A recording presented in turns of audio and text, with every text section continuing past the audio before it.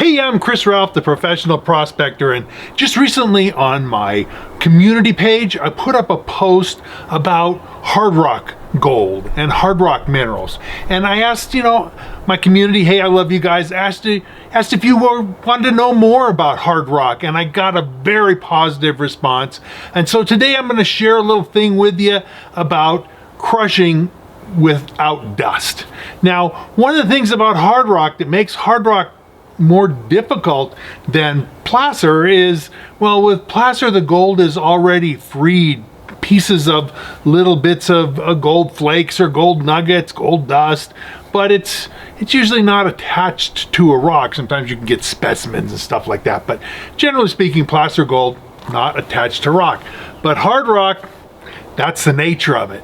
It's in hard rock, and in order to extract the values out of it, you gotta crush it, you gotta break it up, you gotta get it down to a very fine sand kind of a size. And I don't mean a coarse big sand, I mean fine sand, like beach sand, that kind of stuff. Something like 20 to 30 mesh is a great size for most gold ores. Now, the separation processes you use to get the gold out, there's a lot of different ones, and it depends on the ore what is best, and also your budget, because there's limitations there too. That's another thing about hard rock, is that it's more expensive because you got to have that crushing equipment. You got to have the equipment to break the rock up. You got to just find the rock, and then you got to break it up to get the values out of it. And even though there's different kinds of extraction processes, and we're going to talk about some of those in future videos, most small miners are going to be using some form of gravity, whether that means a shaker table or some sort of sluice system or something like that. You're going to use different kinds of recovery, but still you gotta crush that rock in order to get those values out. The problem with crushing, though, is that crushing makes dust, and sometimes a lot of dust crushing up rock, depending on what kind of equipment you have. Now, the kind of equipment I have, would make lots and lots of dust. So I have a control system for it. And that's kind of what I'm going to share with you today, how I do crushing with a minimum amount of dust, almost no dust. And that's a really good thing. And I'm going to show you how I do it because it's kind of tricky. Now, dust presents two different problems. One is health and the other is nuisance. Now, I have my crushing system at my house, and if I were to make like giant clouds of dust, my neighbors would be unhappy with me, and it would coat their cars and their trees and whatever else with gobs of dust. And they don't like that. And I don't like it either. I don't want that stuff on my car either. And then, of course, the health issue of it. You breathe too much that dust, it's not good for you.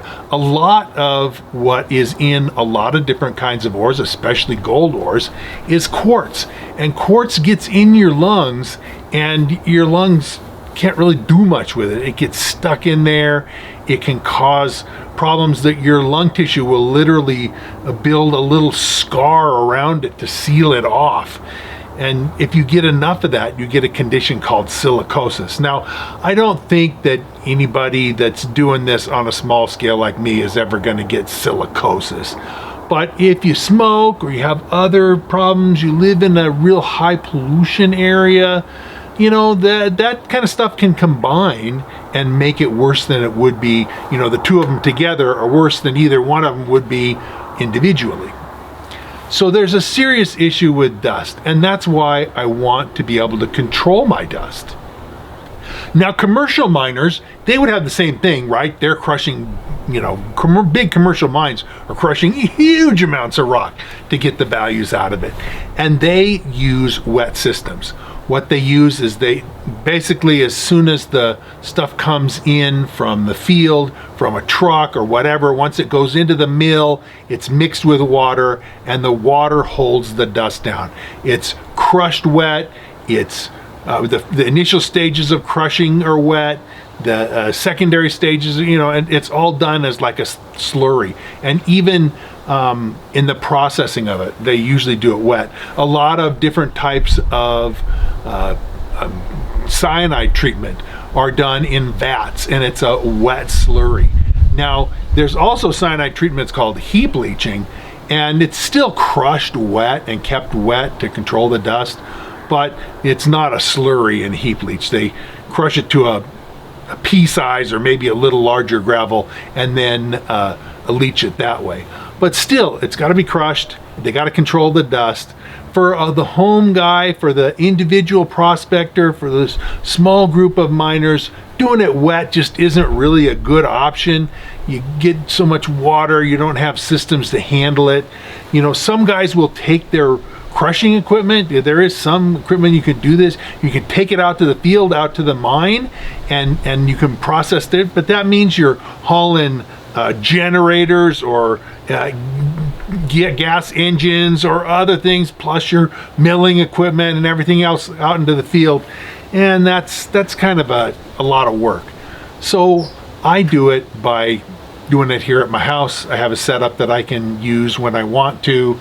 It's kind of semi set up even when I'm not using it, and it's just easier. But because it's here and I'm doing it dry, I've got to control the dust. So let me show you how I control the dust on my rock crushing.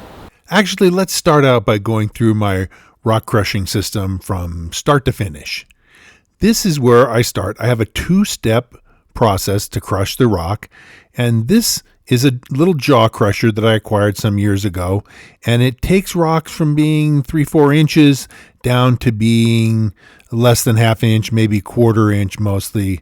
It doesn't generate a lot of dust because it's just breaking it down to smaller sizes, but not to dust size. And so I don't really have any dust control on it. This is the feed hopper looking down on the thing. There's 2 plates. One in the far side moves back and forth, and the other one closest to the camera is stationary. And because it's V-shaped, the rock gets crushed, and as it gets smaller and smaller and smaller, it gets broken down until finally at the bottom there's a space where it can pass through down into a bucket or a container. This is my crusher. It's the device that takes the ore from being 1/4 inch or ½ inch minus down to being fine sand or powder. The red hopper on top is a feed device that I welded up myself. It feeds into the brown drum on the right. The black motor on the left is, I think, a 1.5 horsepower, and it drives the device. Here's the inside of my chain crusher. You can see the red hopper that I made up on top. Material goes in there. It drops down a chute. It comes into the back of the drum. You can see there's a hole on the left-hand side, a rectangular hole that material drops down through there. It goes into the main drum area. You can see the chains. They spin around at a super high speed, more than 1,700 RPM, and just flailing around there, the chains beat the ore literally into a dust. And because these things do that, they can make a huge amount of dust and be a real problem. This is the bottom section of the drum. You can see that there's a little screen area, and then it goes down to an adapter and to a suction hose. So the material is whipped around in there, but because of my dust control system, I have suction that's pulling out the fine pieces through the screen as fast as they'll go. Now, if you didn't have that suction, it would just flail around until gravity allowed it to drop down through the screen. And that's part of why these things make such huge amounts of dust.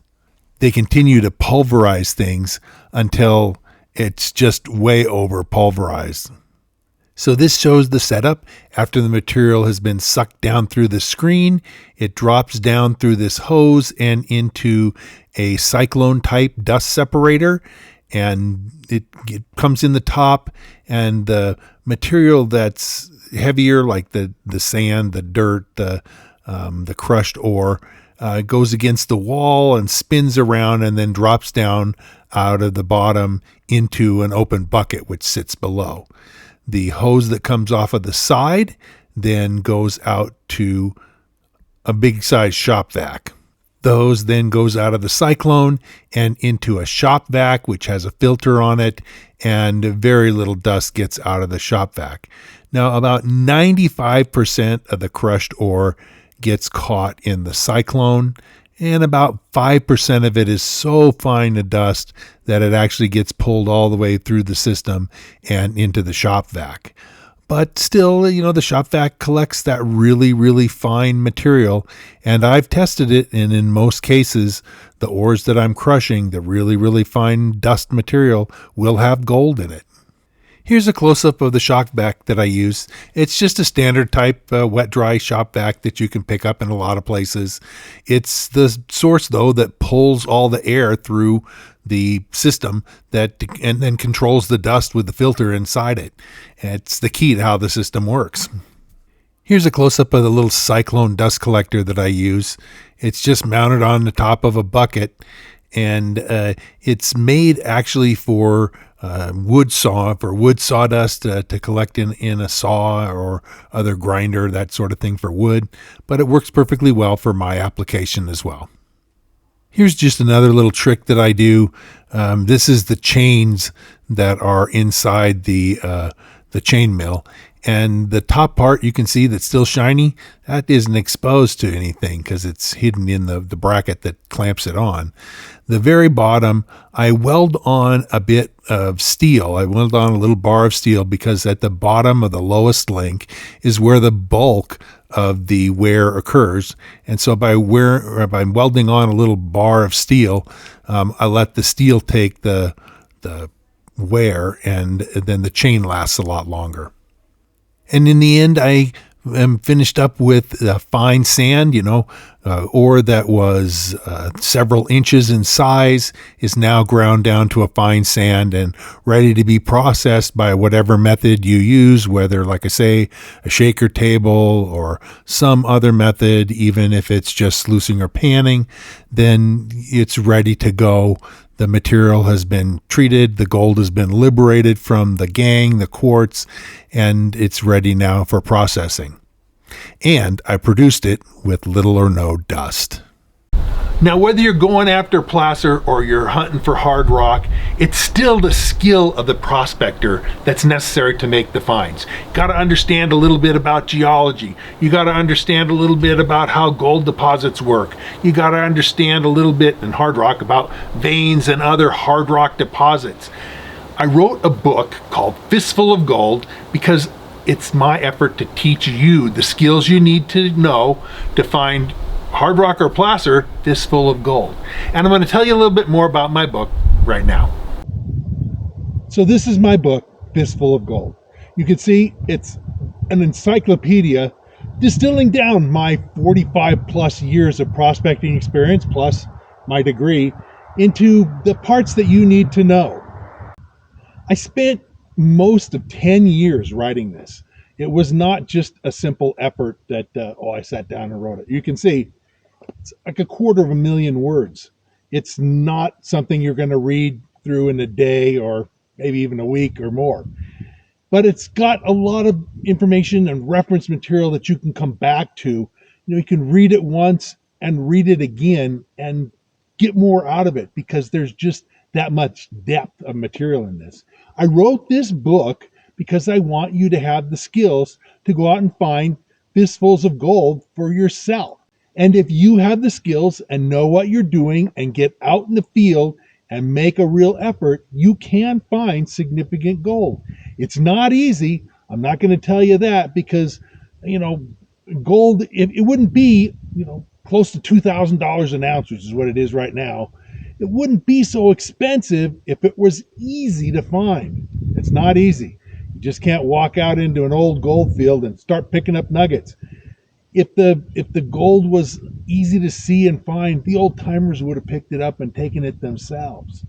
So you got to have skill. You got to know what you're doing. You got to be able to master what it takes to find gold, and you've got to have the persistence and put in the effort to find the material, to find the gold or diamonds or gemstones that you're looking for. Now, book has geology, it has facts about gold, it has stuff about diamonds and platinum, but it's mostly about gold deposits, how gold deposits form, how placer and nuggets form, all the questions you've probably wanted to ask. The book is available on Amazon, and I'll put a link to it in the description below, but you can look up on Amazon Fistful of Gold and by Chris Ralph and find this book. Now, the book, if you look on it, it has a very high rating. It has like a 4.7 or 4.8 out of 5, which is really high.